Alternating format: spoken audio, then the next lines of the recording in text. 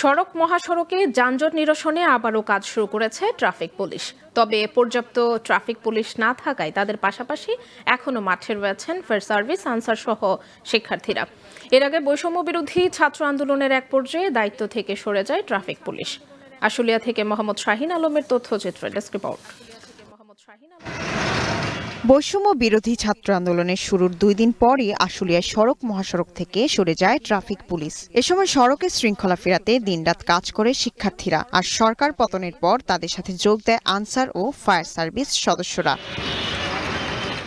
এদিকে গেল মঙ্গলবার আশুলিয়া এলাকার যানজট নিরসনে কাজে যোগ দেয় ট্রাফিক পুলিশ। তবে তাদের এখনো সহযোগিতা করছেন শিক্ষার্থী, আনসার ও ফায়ার সার্ভিসের সদস্যরা। নতুন আঙ্গিকে কাজ করে যানজট মুক্ত শহরে পরিণত করবে ট্রাফিক পুলিশ, এমনটাই প্রত্যাশা শিক্ষার্থীদের। ট্রাফিক ব্যবস্থাটা যেভাবে আগে পালন হতো, অনেক বিশৃঙ্খলা হতো, সেটা যেন এখন আর না হয়। আমরা এটাকে নিয়মিত নিজেদের প্রচেষ্টা অনুযায়ী সেটাকে সামলানোর ট্রাই করতেছি। আগের যে পুলিশ ছিল এটা স্বৈরাচারের পুলিশ ছিল, আর এখনের যে পুলিশ সেটা হচ্ছে ছাত্র জনতার পুলিশ। এনাদের আমরা হেল্প করব, বিভিন্ন কাজে সহযোগিতা করব। যতদিন সরকার আমাদের সংস্কার যতদিন আমাদের দেশে লাগে, ওনারা যতদিন আমাদের বলবে আমরা ততদিন কাজ করব। সবাইকে ধন্যবাদ জানাই যে তাদের এই রাস্তাঘাটটা সুন্দরভাবে পরিচালনা করার জন্য তাদের দায়িত্ব, তো তারা যেন এই কাজটা সম্পূর্ণভাবে পরিপূর্ণভাবে দায়িত্বটা পালন করে। পুলিশের পাশাপাশি আমরাও ট্রাফিক নিয়ন্ত্রণ করছি।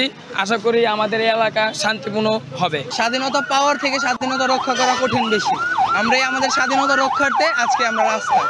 এদিকে এখনো ট্রাফিক পুলিশের সংখ্যা কম থাকায় আনসার, ফায়ার সার্ভিসের সদস্যদের পাশাপাশি শিক্ষার্থীরাও যানজট নিরসনে সহযোগিতা করছেন বলে জানান প্রশাসনের এই কর্মকর্তা। কর্মস্থলে জয়েন করেছি, কার্যক্রম শুরু করেছি। আমাদের পাশাপাশি আমাদের ফায়ার সার্ভিস, আমাদের আনসার ভাই এবং শিক্ষার্থী যারা আছে, একত্রিতভাবে আমরা ট্রাফিক নিয়ন্ত্রণ করার জন্য কার্যক্রম শুরু করছি বাইবেলে।